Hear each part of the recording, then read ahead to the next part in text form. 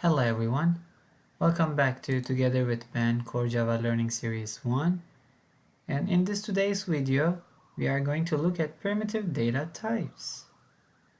And in our Java conventions video you probably have seen these declared types right here, and now let's create a new class. If you right click on your tests folder under SRC, so go to new and then create a Java class, and then let's name it primitive types. Let me open the magnifier. Primitive types.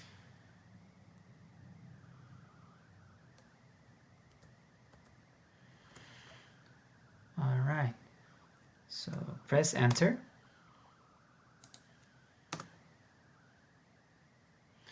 And you will see your class, and then let's add our main method.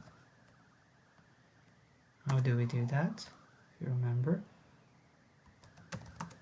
public static void main string array args, right? So let's go back to this one and let's copy these values and then put it right here.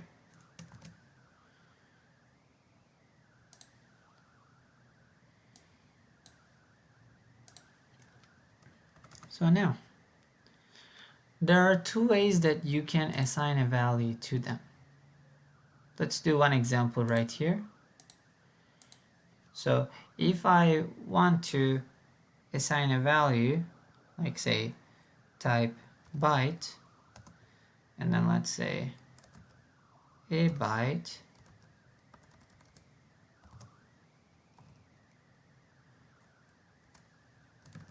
to, because we have an a byte, and then I can do equals and then put a number to it, and then this is storing a byte 2 is storing 23. But I don't have to do this. In some cases you just declare it and later on say a byte 2 equals 23. So two ways to use it, and you can use it. We are going to go with the second way. Let's assign values to our data types. So the first one is a byte, right? And then a byte equals -128. That's the lowest it can get, or highest is 127. So keep that in mind, and that's inclusive. So we have, next up is short. What's the name of our short? A short equals -32,768. Lowest it can get, and then the highest is the positive of the same number, 76, but -1. For some reason they made it like that. And this is also inclusive.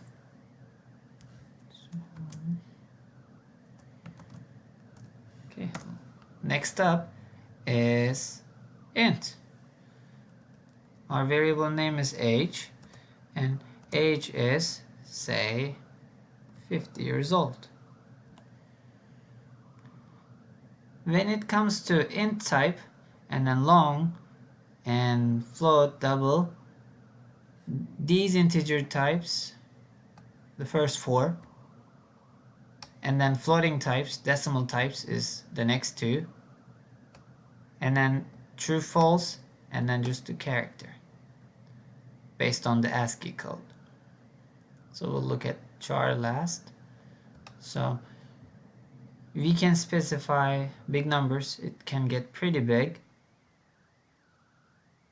but we don't need to write about how big it can get right now. So let's continue. Next up is long. A long equals, and we can write a long number like this, and if you notice, we have an error right there. Integer number too large, because it's taking this as an int type. So, but we have to specify, wait a second, this is a type long, so we need to specify. And you can also type L or little l. So that being said, you can also say, to increase readability, you can put underscore in between the numbers. Okay? But it will not come out in the output like this. It will just print the numbers. But can you put underscore in the front? Let's see. Nope. You can't put underscore in the front. It can be just between the numbers. So let's go to the next one and let's try something else. Next up is a type float.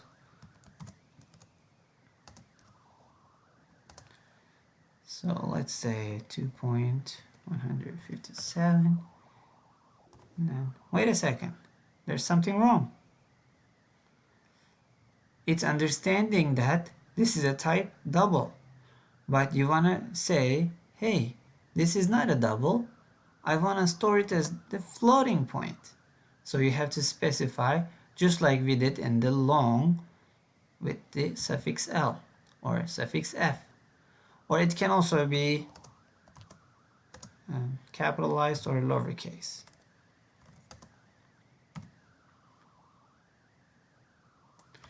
Next up is a double. This is the largest 64-bit value. You can store very big numbers.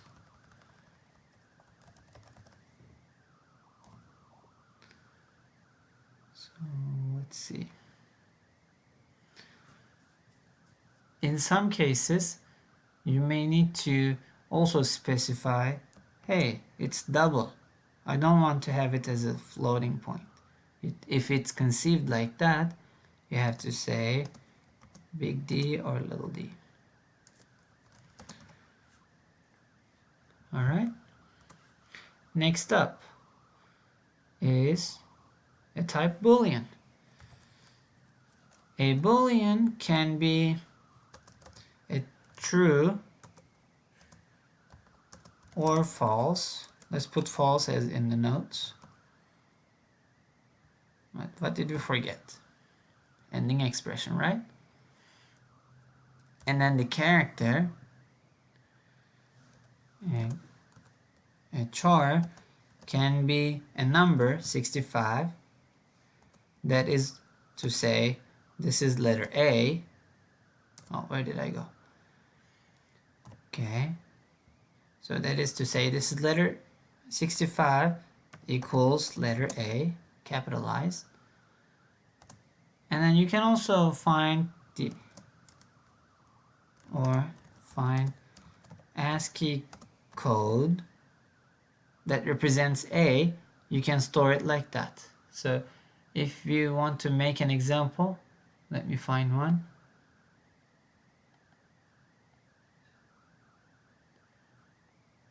There it is. So let's take it and let's paste it right here. This is completely different char. So let me say my char. And then my char has a value that is something like this. So let's say 43. If there is a corresponding element in the ASCII code, it's probably going to find the value of it. That's going to be next, but let's say Also we can say char my char 2, and then I can also store, instead of 65 I can say this is big letter A.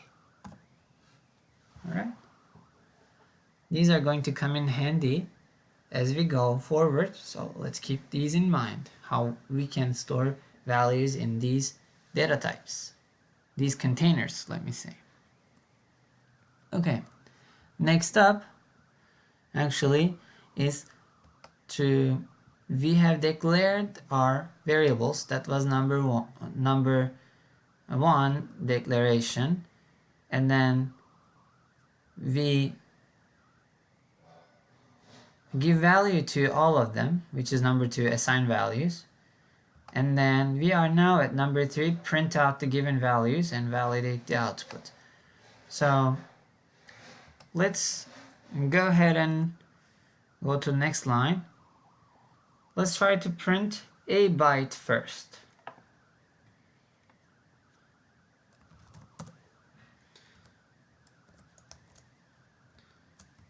A byte value is, and concatenate a byte. I hope this isn't complicated to do. You just pass your variable name a byte because you assigned -128, and it should show up here. So let's run the code and let's see.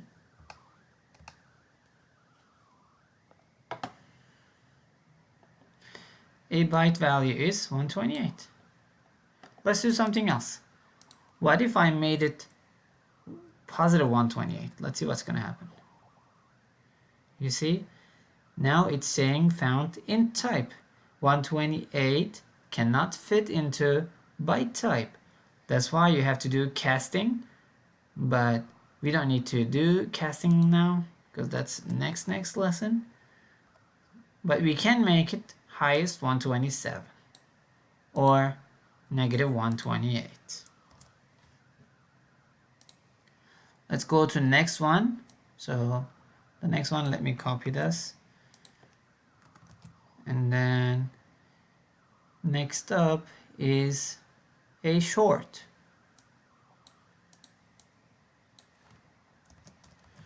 A short value is a short. Okay, let me repeat the step for the rest of them.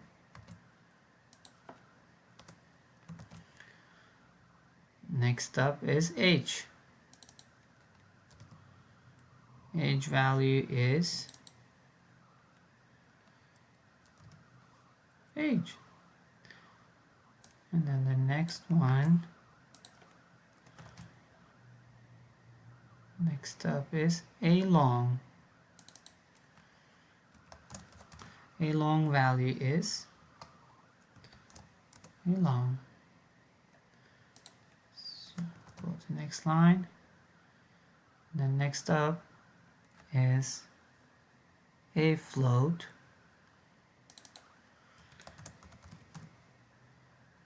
And then a float. And then what's after a float? A double. A double value is a double. And then let's go to the next line. Next up is a Boolean.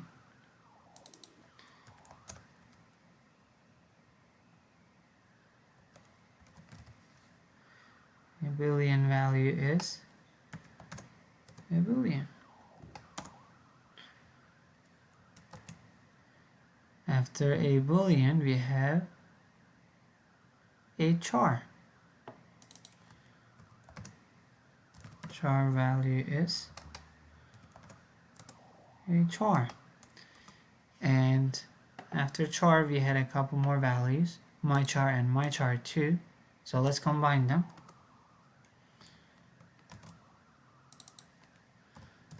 my char and my char2 values are, we have to do 2 concatenation.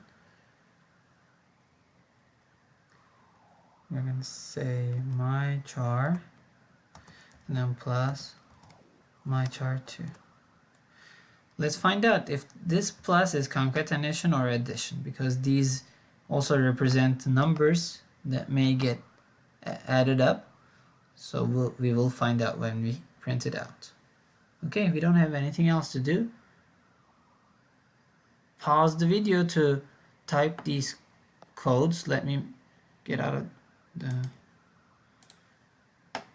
magnifier and make this bigger. Hopefully it's easy for you to see. Now please pause the video and type these, and now let's run.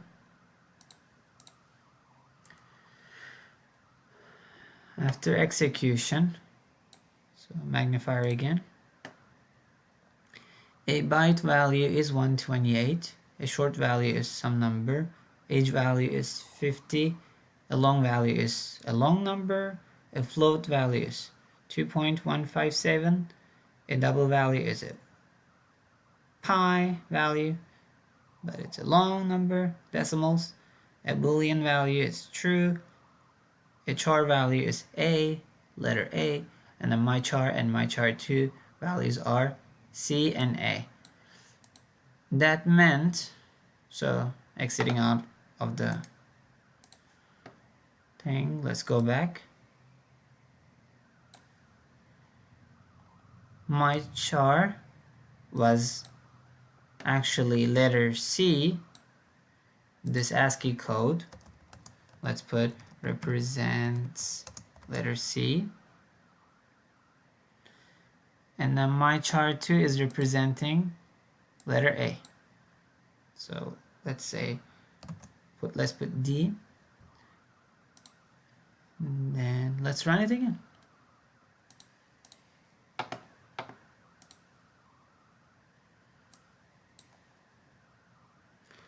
Alright, a byte value, a short value, age value, blah blah blah, and then lastly my char and my char2 values are C and D. So we could put a space in between, but I think you can do that yourself, so I'm gonna leave it up to you. And lastly, let's introduce the string class and null keyword, and let's find out what they are meant for. Not entirely, we can discuss what the string class is and all about that, but note, string class is not a primitive type. Okay, keep that in mind. It's an object type, and then we are slowly getting into object oriented, and you will understand when we get there. Okay, now string and my string and hello world.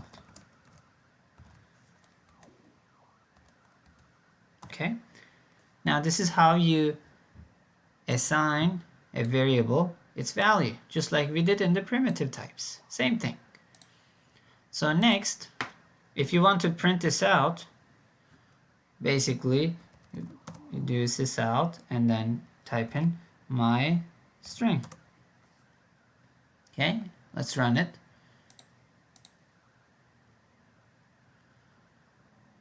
Hello world. So you probably know this already, if not passing by the value, but now let's say I want to print out only the world, right? So how do I print that out? So let me show you. This is not related to this class, but to give you a heads up, we can do those kind of manipulations. So I will create another string, and I will say part of my string. Part of my string is, I will find it by going through my string and saying get me substring and then bring me some number. So how do I find out this index number? We will learn it later on. So basically I will also recommend you can do, so let me put a space here. So I usually go to on top of the letters and then start from index 0 and then type in the 0, 1, 2, 3, 4, 5, 6, 7, 8, 9, and then 10, 11. Okay. So 0 corresponding with H, 1 with E, 2 with L, 3 with L, 4 with O, 5 with space, 6 is W, and I want to get the next word, so I start from 6. And then I say 7 is O, 8 is R, 9 is L, 10 is D, but I wanted to include number 10, that is D. But if I put here 10,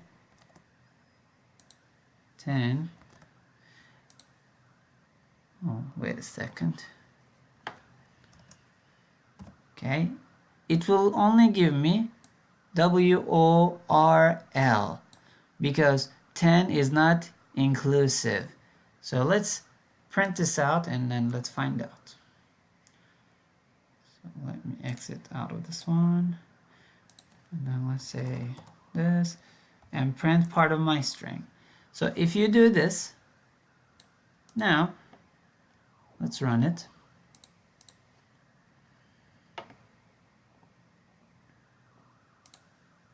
You probably notice output only showed world and missing the letter D. So how do we tackle this problem? As simple as changing this to the next number. And then let's run it again.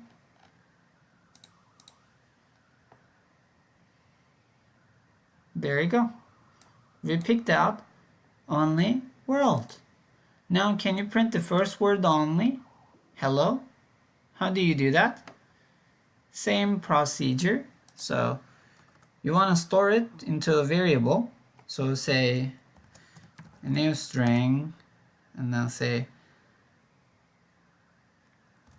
my string number 2 equals, I want to get the first word starts with 0. How do I say it? First, I put the name of the string where I want to get it from, right? And open parentheses. Did I open parentheses on the next one? Actually, no. I just said my string dot substring, and then I specified I want to get the first letter, right? Where does the first letter start in the index? At 0. And then 1 go to E, 2 with L, 3 with L, 4 with O. So if I want to get the O inclusive, I want to specify that end at index 5, right? So let's go to end index and let's put 5. And then ending expression. So as you can see, now my second string, actually instead of saying 2, let's say my string hello, because that's the output I want to see. Same goes for so let's refactor this one. Refactor meaning change it out and then say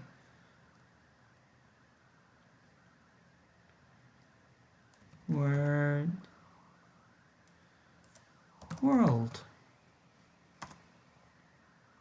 Okay,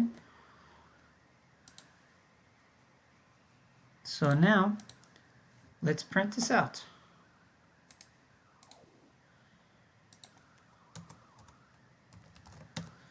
I hope it's not really difficult for you to go about. But we will get into string manipulation after a couple videos forward. So don't you worry about that if you don't get this part, alright? So let's print out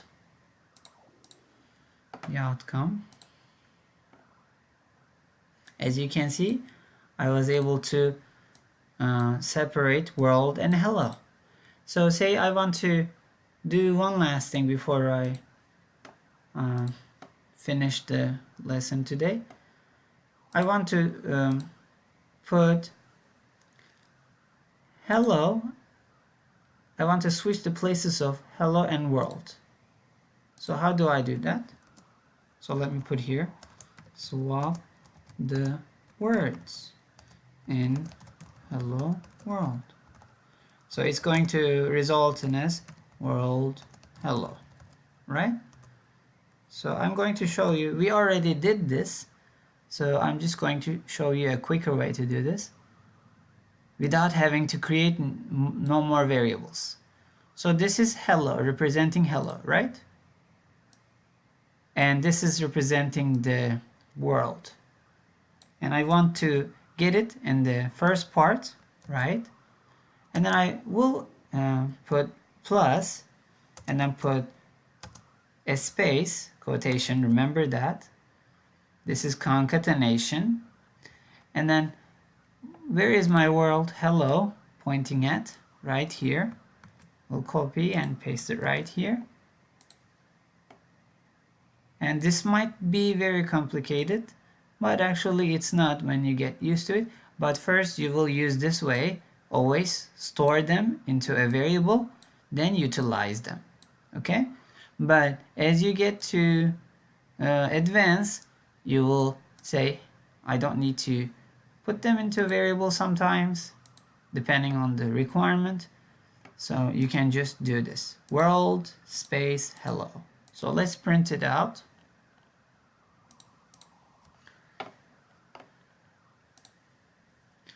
World hello. So you can do swapping like this easy. So I know I said this is the last thing, but I forgot to mention about the null keyword. So null keyword is when, say, let me create a null keyword. It's a reserved Java keyword that says sometimes you have my last string. So let's say sometimes you want to do some work with a variable without having to assign a value to it and say you are using it right now, my last string, right?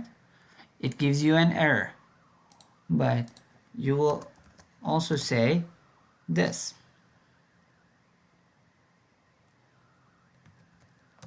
Some other variable. But you want this to work it out, so you can just say null. So null is saying the object is not available right now, but I can replace that place for you temporarily until you find a value to it. Alright? So now let's print it out.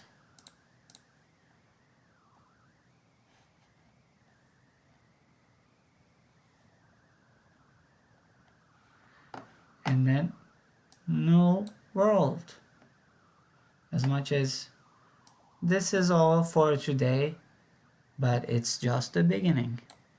And hopefully I will share this code with you. There is a lot to go over, and hopefully in our next videos we will talk about all of them. Hopefully this was helpful for you. Thanks for watching. Until next time. Bye now.